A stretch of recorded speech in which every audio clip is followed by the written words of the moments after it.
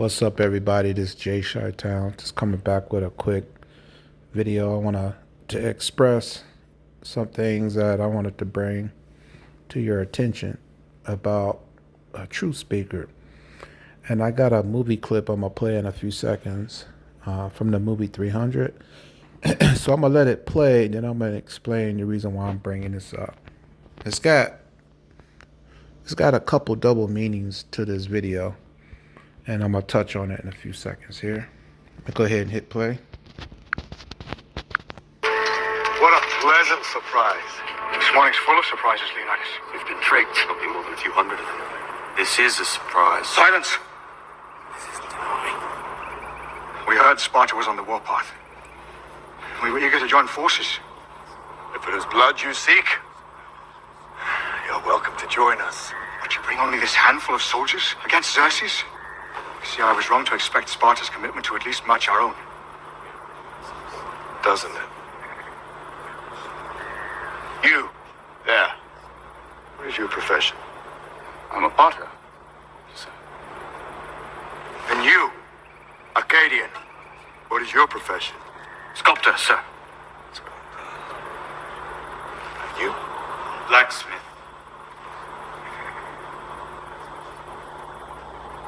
Spartans! What is your profession?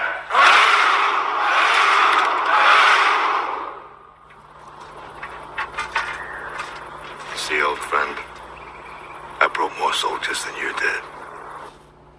So what is your profession? I mean, really, as if you're up on YouTube or on Instagram and you're speaking truth, then what really is your profession that gives you the inspirations to speak truth and to make revelations to what things are going on in this world today? So as he bought out here, the guy was coming here to offer his assistance, and he bought thousands of soldiers, whereas this king right here only had 300 soldiers. And he wanted to know, well, how come you only bought a small amount of soldiers, 300, to fight this war against Xerxes, which was a huge empire that they were going up against. And so he started interviewing his soldiers, and they were common people going to fight a war. A potter, a baker, a blacksmith, a sculptor. So who really is in your spiritual clique? Who really is in your spiritual clique? Who do you really got that they say they speak truth and they really don't know nothing about it? They just on YouTube or Instagram exposing what's going on in here in this world, but where's your scriptures? Where's your backup on the things that you're saying? Also, what I got out of this video is people may say, oh, Jay Chi-Town, you don't get that many views. Look, man, I'm not here for the views. I'm not here for the likes, but I can tell you this. The very few likes, views, or comments that I do get is more than the thousands of likes that other truthers might get. Because just like the likes may be compared to his soldiers, that they're just there, not even knowing what they're there for. So you're just getting likes from people who like to hear you, the way you express yourself or animate yourself. You're entertaining, okay? You speak a truth. You bringing truth to the transgender, COVID, and other things. But when it comes to backing it up with scripture, where you at? Where you at? That's the foundation of truth, is the word and the true spirit from the Most High.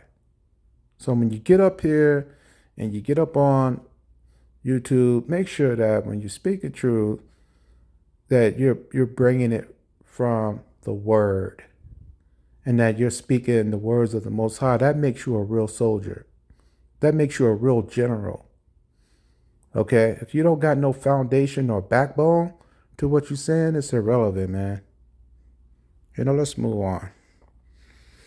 And I just wanted to share some some quotes that I found interesting from that movie character, Bruce Lee. One of the best lessons you can learn in life is to master how to remain calm. Calm is a superpower. All right. So this is really something to meditate on and to really think about, because I tell you, including myself, we all lose self-control. And that's the last thing I want to do, is lose self-control or lose anger. And it takes a master to master the art of staying calm. That's a very difficult thing. If somebody throws a spider on you and say you have a phobia against it, you have to master the art of not reacting to it and just be calm and just take the spider off and put it on the ground, or a snake, or anything that might frighten you, or anything that might anger you. Something a supervisor might say to you, or something at someone at work that said something that upset you, or a family member. Learn to master the art of staying calm.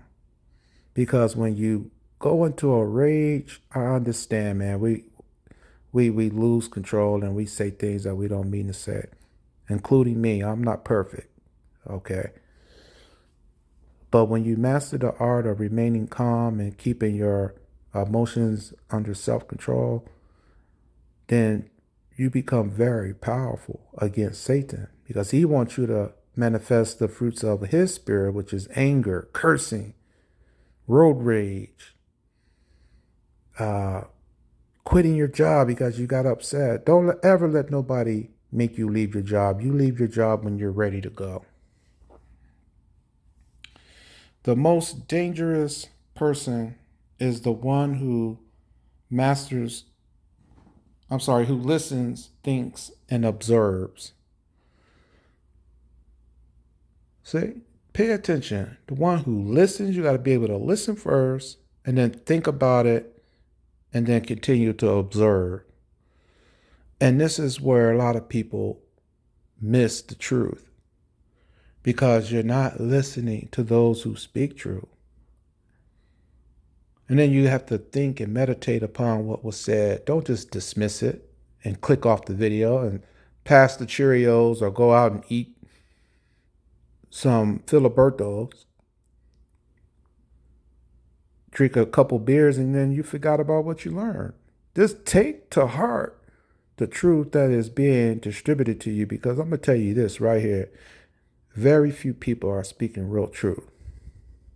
And when you do get the truth, soak it up like a sponge. And then you have to let it sink into your heart and manifest in your way of life. Okay? Just a couple things that I wanted to pass on, man. This one right here, let me zoom in. So don't speak negatively about yourself, even as a joke. Your body doesn't know the difference. Words are energy and cast spells. That's why it's called what? Spelling. Change the way you speak about yourself and you can change your life. What you're not changing, you also choosing. What you are not changing, you are also choosing.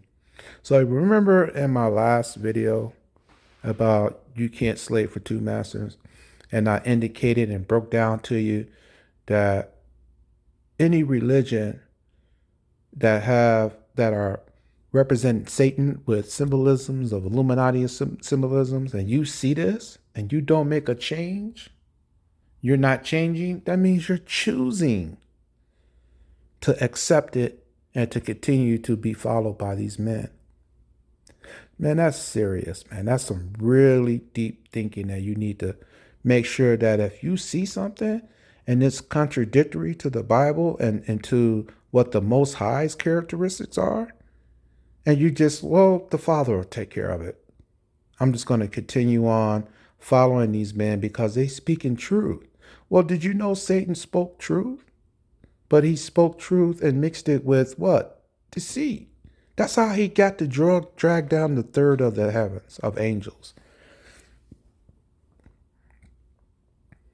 Please, I admonish you, read this over and over, this one that I have up on the screen here. Don't speak negatively about yourself, even as a joke. Your body does not know the difference.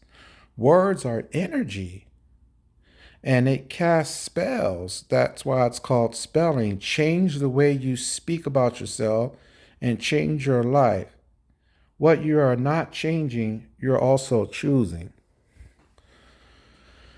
On that note, man, I'm going to go ahead and go to bed. You know, I'm getting to the point where I'm tired. I'm getting to the point where I feel like I need to just leave it to the Most High. In order, if he can empower abundance of power upon me to be able to keep strong as far as getting this truth out. It's hard getting the truth out. It's easy to get out immoral things.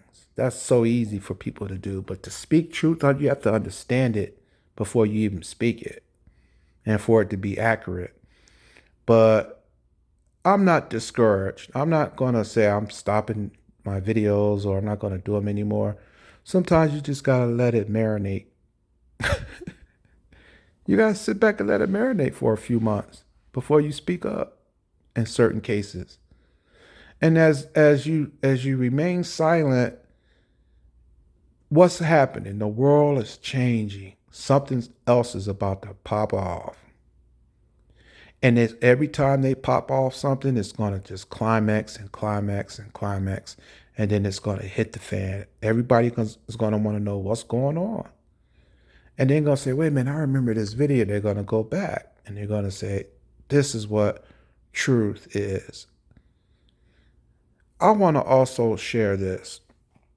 Be careful of what you say in the text here, because it can change the way you are as a person, and it can change the person listening to what you're saying. Don't be judgmental at a person because they're not doing something scripturally, or they're, especially if this person was a person that you was an acquaintance with, or maybe a friend, and they're just not on the level of spirituality that you're on. Be careful not to be judgmental and saying that they're not going to make it. If someone is abusively cursing a lot, but they speak in truth, don't judge that person. Don't judge people. Let the Father judge. You can get good things out of a person that speaks abusively. You can get honey out of an aggressive beehive. You can get sweet honey out of that. So I'm not saying to condone someone's actions or twisted deceit that they speak, but you can always get something truthful out of some type of truth out of a person, even if they're wicked. And that's the point I'm trying to get you to understand. Concentrate on a good trait that someone has more than the negative trait, and that'll help you to understand not to be judgmental, and that'll make you a better person. You got to think like how the Father thinks. He's merciful. He's ready to forgive.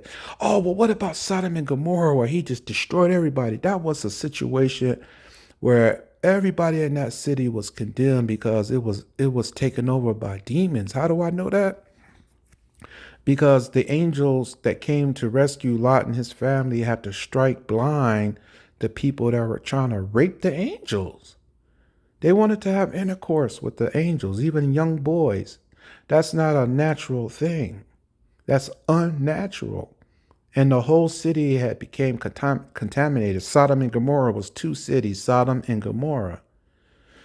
So don't take that and say, well, God is just going to destroy this whole world. It's wicked. And if you ain't a righteous person, you're going to die. Well, why did Jesus turn to the evildoer or the wrongdoer and say, you will be with me in paradise? Why did Stephen turn to the ones that was stoning him to death while Saul was holding their garments, and he turned to the Father and said, forgive them, for they do what they don't know.